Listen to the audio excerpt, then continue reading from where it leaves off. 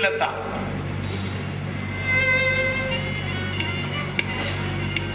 उसको पता लगा कि महलों में भगवान का जन्म हुआ है, सब दर्शन के लिए जा रहे हैं।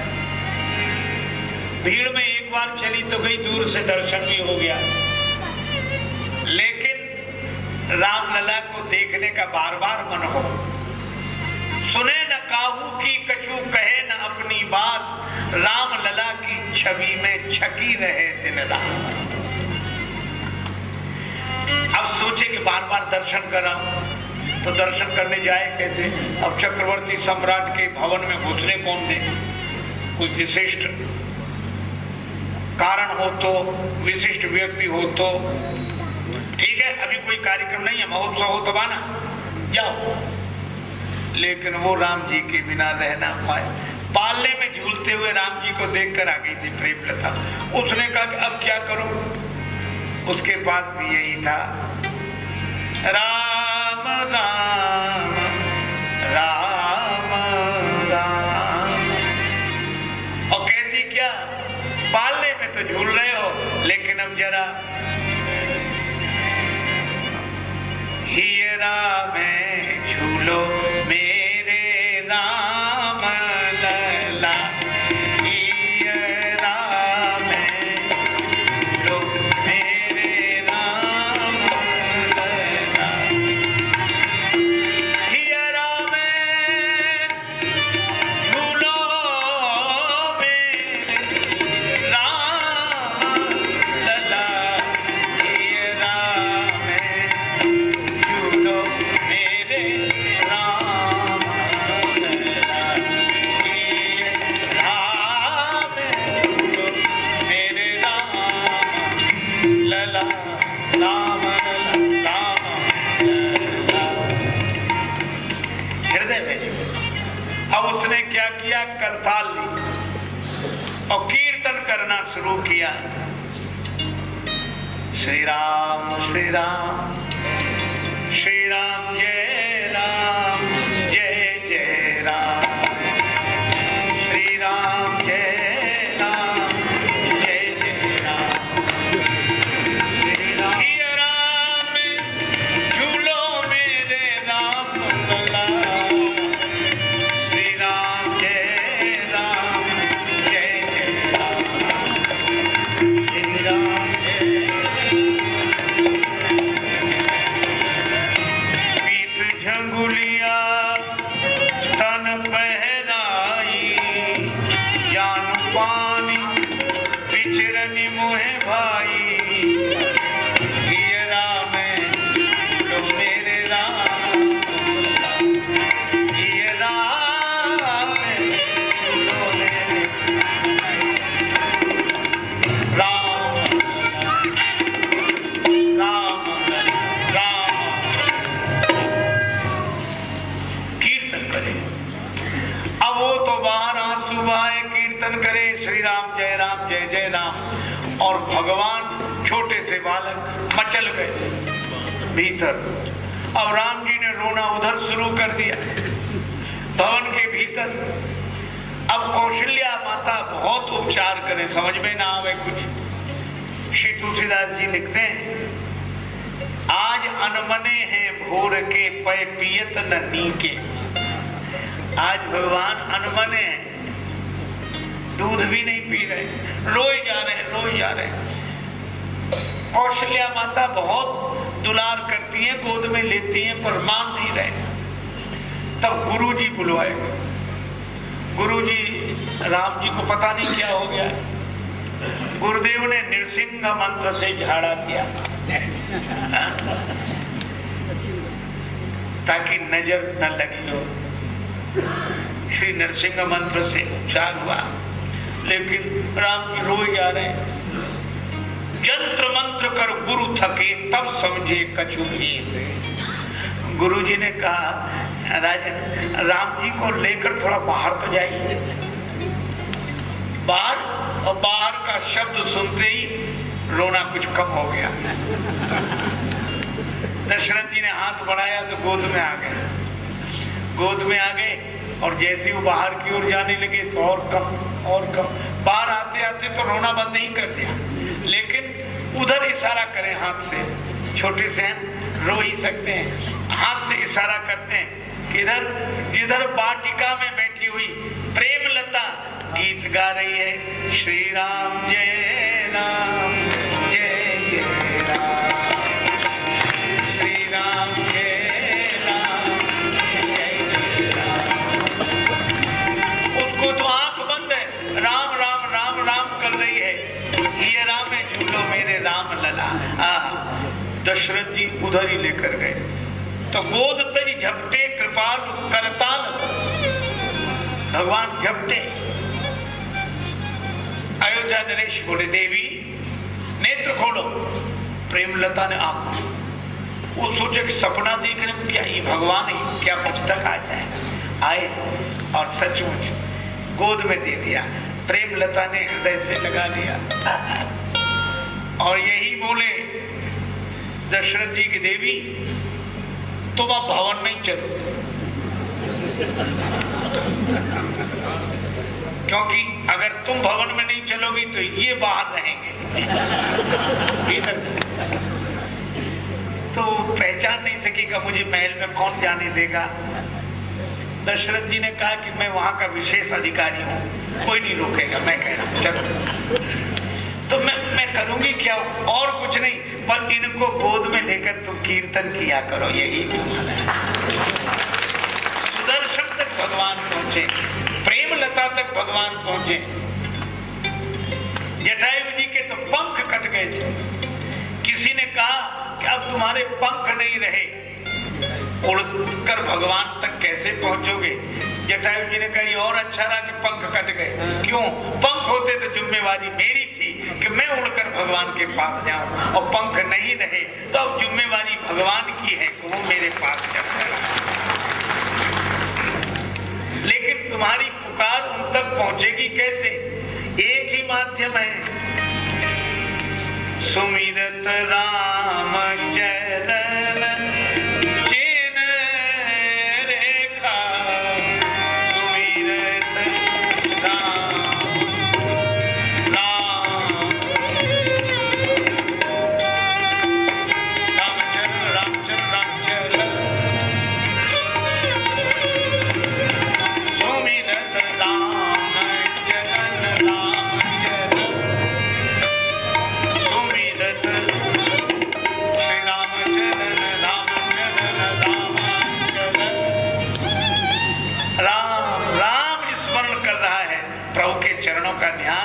जटायु जी राम राम राम, और भगवान आए।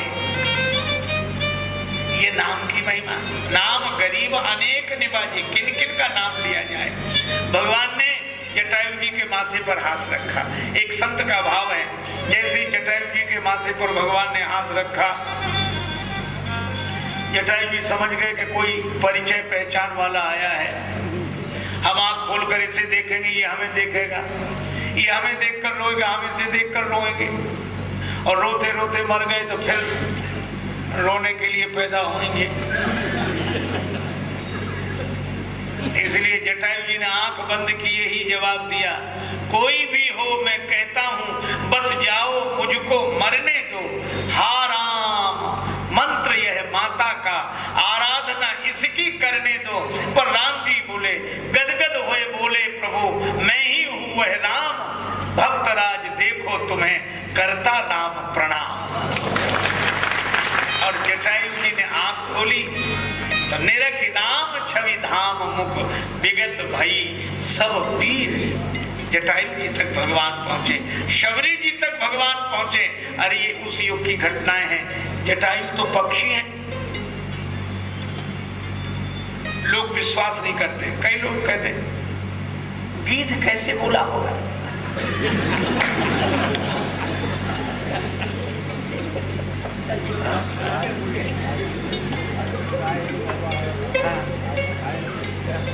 अरे भाई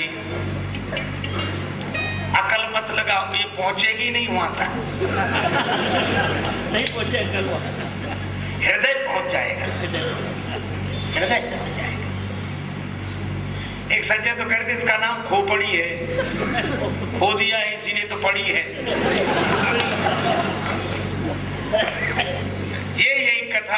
अंतर सुनहि मान विश्वास।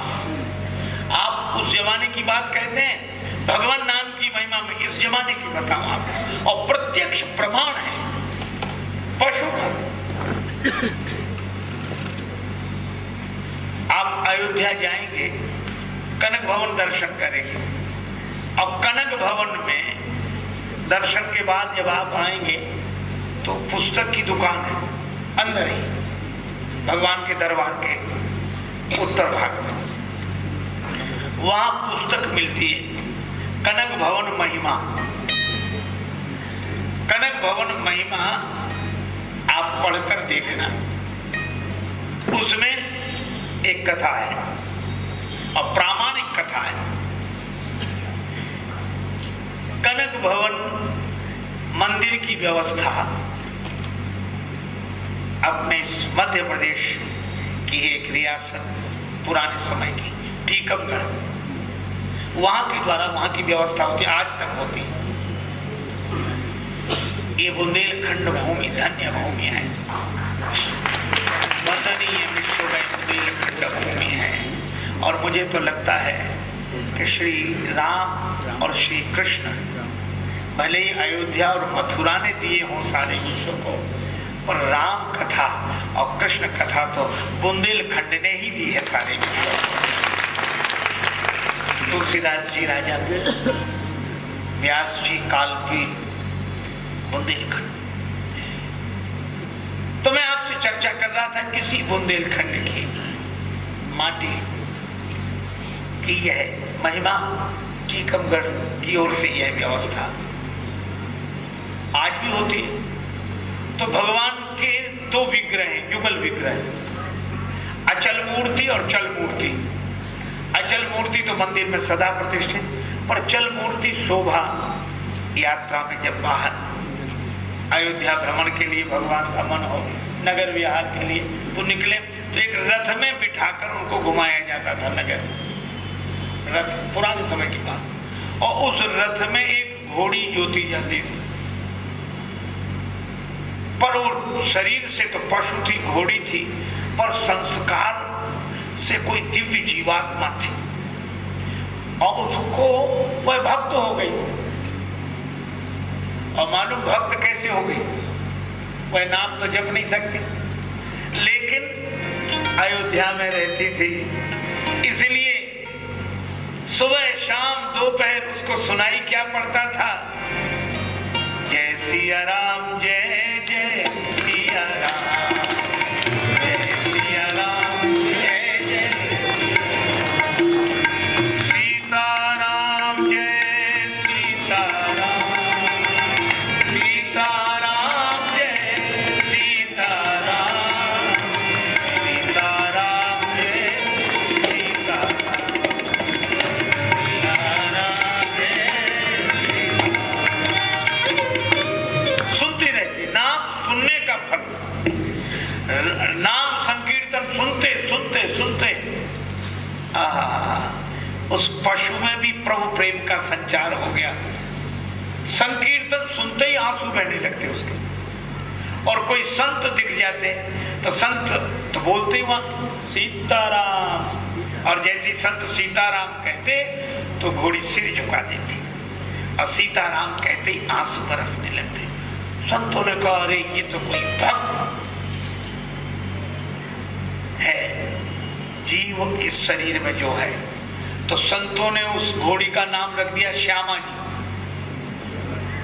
अब संत जब निकलते, और श्यामा जी सीताराम, और उसको भी आदत पड़ गई, सीताराम सुने, सुनते ही हर्षित हो जाए और अभिव्यक्ति आंसुओं के द्वारा करे।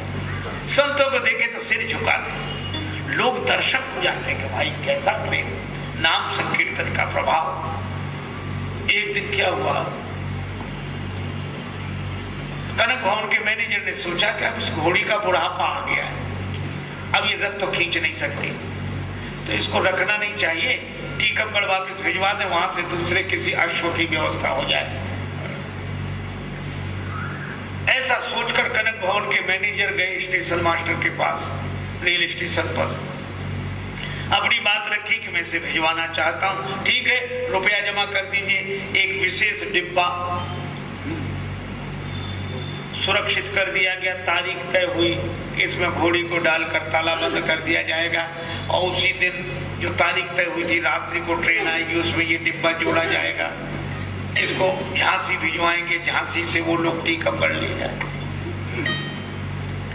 पूरी तैयारी हो गई।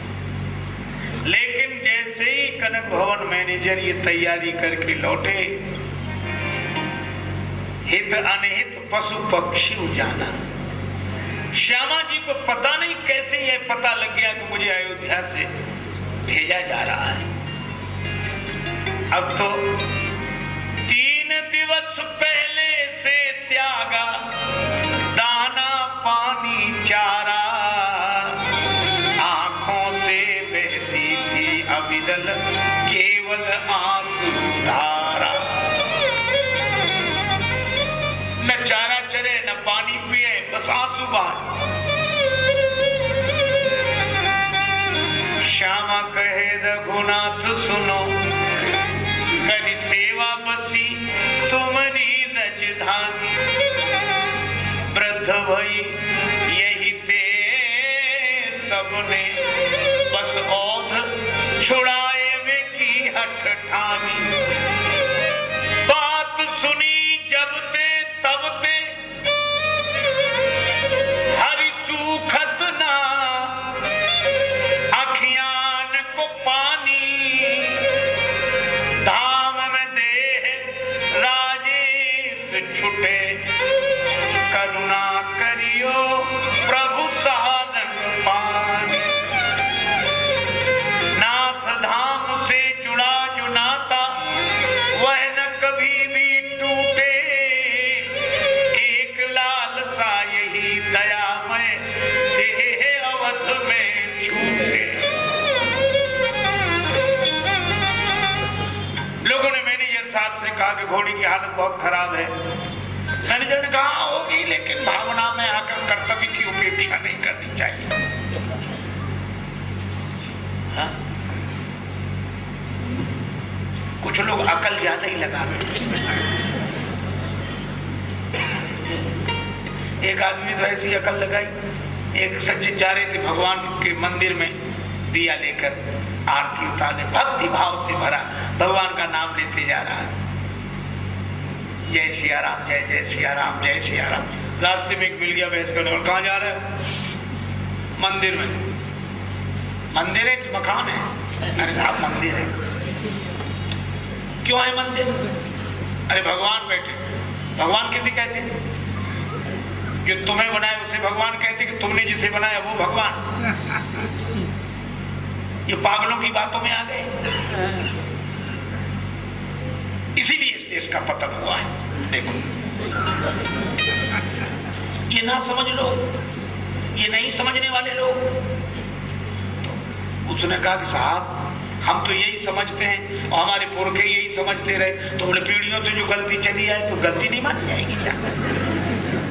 तो उसने कहा क्या समझे सो बताओ। बोले ये दिया जल रहा, हाँ, ये बताओ इस दिए में ये ज्योति कहाँ से आई? और उसने कहा कि बड़ा सिर दर्द है, बताएं कि हम, अच्छा पता भी लग जाए कहाँ से आई तो क्या होगा। तो उसने सोचा अगर ये कहें कि माचिस की तीली से आई तो ये कहेगा कि माचिस की तीली में कहाँ से आई। तो उस वक्त ने कहा भगवान बुरे फंस गए, बचाओ। भगवान ने उसे ऐसी प्रेरणा दी, उसने फूंक मार कर दिया ही बुझा दिया। तो बहस करने वाला बोला तुमने दिया क्यों बुझा दिया? हम तुमसे पूछ रहे थे कि ज्योति कहाँ से आई। वो आदमी बोला कि हम तुमसे पूछ रहे कि ज्योति कहाँ गई।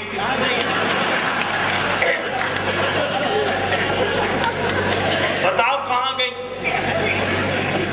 कहा कि हम नहीं बता सकते। बोले बस यहाँ गई है, वहीं से आई थी। गई तुम नहीं बता सकते, आई हम नहीं बता सकते, काहे को इस बेकार।